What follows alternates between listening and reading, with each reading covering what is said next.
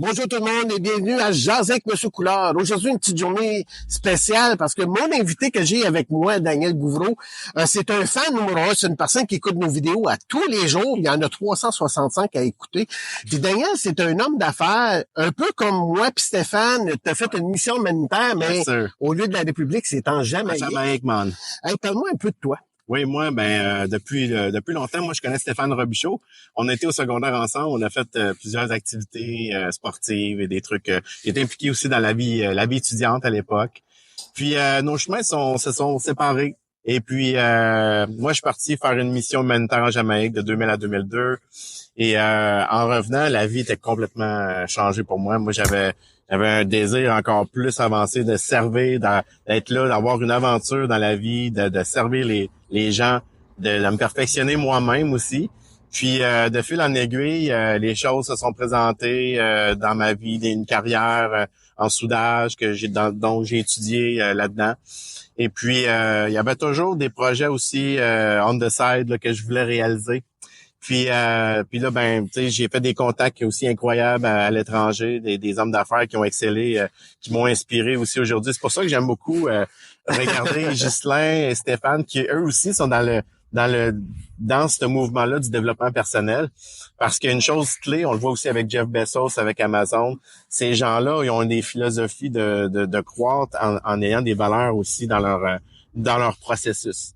Wow. C'est un peu ça, c'est un peu dans ce sens-là que j'aligne mes flûtes, en m'inspirant des gens qui réussissent, puis en essayant des trucs. Puis quand tu étais au Jamaïque, c'était quoi ton orientation en mission humanitaire? Où est-ce que tu as travaillé? Dans quoi tu as travaillé? Ouais. Principalement, nous, on était avec l'organisme de l'Église de Jésus-Christ des 5 derniers jours. Puis eux, leur priorité, c'était vraiment d'être présents sur le terrain, d'aider les gens. On faisait connaître aussi l'Église, mais on était là aussi pour aider les gens, comme avec l'organisation aussi The Wheelchair Foundation, qui est là pour donner des chaises roulantes aux gens dans le besoin qui peuvent pas se déplacer comme nous ici. T'sais, on a toutes plein de choses, des vêtements aussi. Un peu dans le même sens que vous avez vécu aussi. Là. Donc, c'était vraiment un formateur parce que nous, on avait besoin de faire preuve de leadership aussi dans toutes nos actions. Puis avec les gens qu'on travaille d'équipe, leadership, développement personnel. Wow. Ouais. C'était un peu comme moi, on s'en est parlé tantôt avant qu'on fasse la vidéo. Quand je suis revenu de la République de ma mission humanitaire, j'ai voulu reprendre un billet d'avion puis retourner là-bas. Ouais. Tu m'as parlé un peu de la même expérience que tu es revenu ici, tu as même demandé à ta mère de dire je me retourne en Jamaïque pour une couple de semaines. Ouais. Oui, c'était parce que moi je suis parti en décembre 2000 puis en décembre 2002 je suis revenu. Et là, j'ai vu que tout était gris, c'était maussade, j'avais besoin de couleur. Puis là, je me suis dit... pour ça, je t'ai paru. Ouais, c'est ça. J'avais besoin de ça. Puis là, c'est pour ça que j'ai dû retourner, aller sortir avec une fille que j'avais côtoyée là-bas, que je trouvais elle avait vraiment une bonne drive, une bonne dynamique dans sa vie aussi.